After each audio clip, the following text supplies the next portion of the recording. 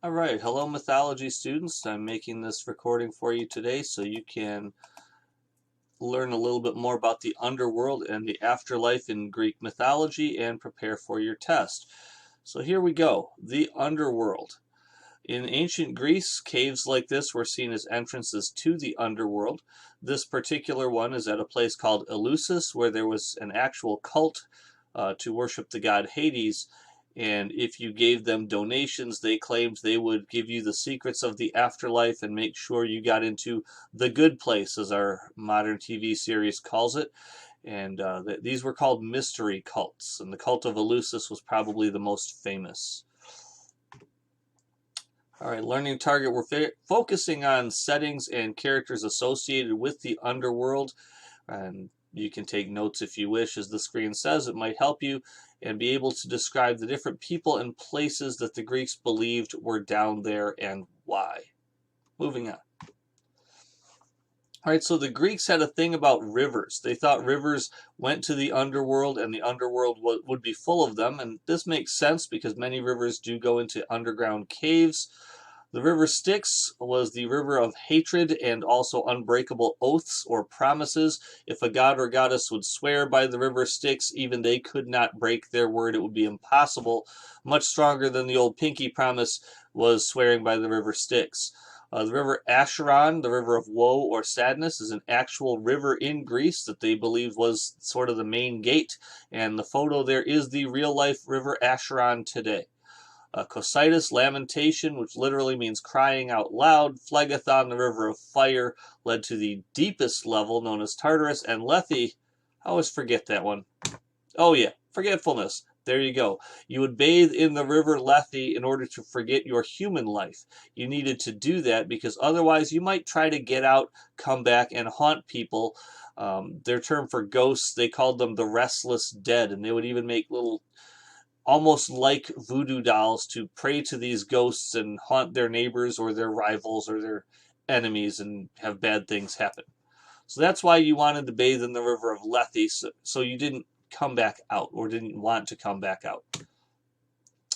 All right, so this is a picture of the Lost River Cave tour down in Kentucky near Mammoth Cave National Park. Good example of an underground river, and you see these people riding on the boat tour. Well, that's how the Greeks thought you got into the underworld. You would have to pay a toll, just like at the Lost River Cave tour, to a fellow named Charon, and he would take you across the river Styx into the rest of the underworld. And the coin you would use was called the obol. It was their version of a penny. It was the least important coin, the least valuable coin in their economy. And to them, that meant death is the great equalizer. Rich people, poor people, whatever you were in life, the toll is the same. Life is cheap and that type of a thing. We're all equal in the end because we all end up going to the underworld and have to pay Charon his obol. Some of the different regions in the underworld, you had Tartarus, the land of fire, which was reserved for the worst criminals. If you did something really bad, offended the gods in some way, tried to be better than the gods, they called that hubris. Anything like that, stole their food, tried to be like them, tried to be them, tried to beat them, you would go to Tartarus. Asphodel is where 99% of people went. It was just the everyday folks and 50 Shades of Grey in the very literal sense.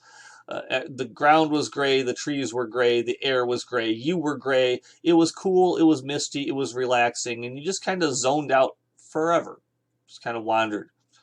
Then you have Elysium or the Elysian Fields. This is where you went if you were a hero, and they had a very specific definition of hero. It didn't just mean you saved a cat from a tree. You probably had to be a child of one of the gods and have done great adventures, and well, that's getting into our next unit.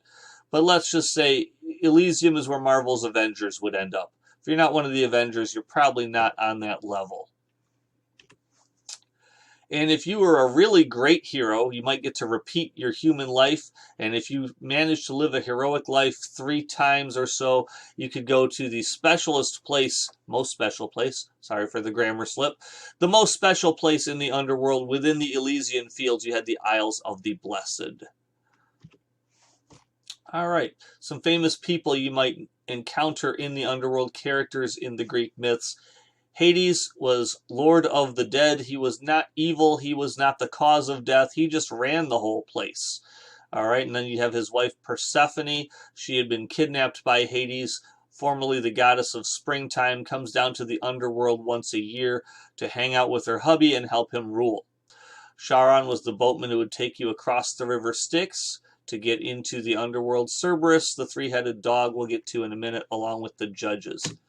So there's Hades. Disney got him pretty close. He never really tried to take over Mount Olympus or overthrow Zeus, but he was all about, let's make a deal. You do this for me, then okay, I'll give you what you want. But there was almost always a loophole, and you very rarely were able to win a deal with Hades. So his wife Persephone, he kidnaps her from the surface world. She was in a field picking flowers. He drags her down there, and because she ate the food of the underworld, 3 pomegranate seeds specifically, she ends up trapped there for a few months out of every year, and that is why we have winter. All right. Cerberus, he's the three-headed dog.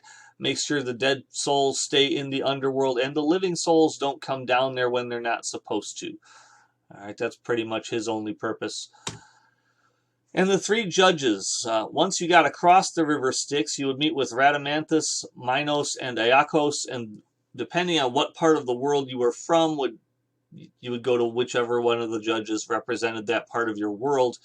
And the judges would evaluate your life and decide whether you go to Tartarus, whether you go to the Elysian Fields, or whether you just go to Asphodel. Okay, that was their purpose.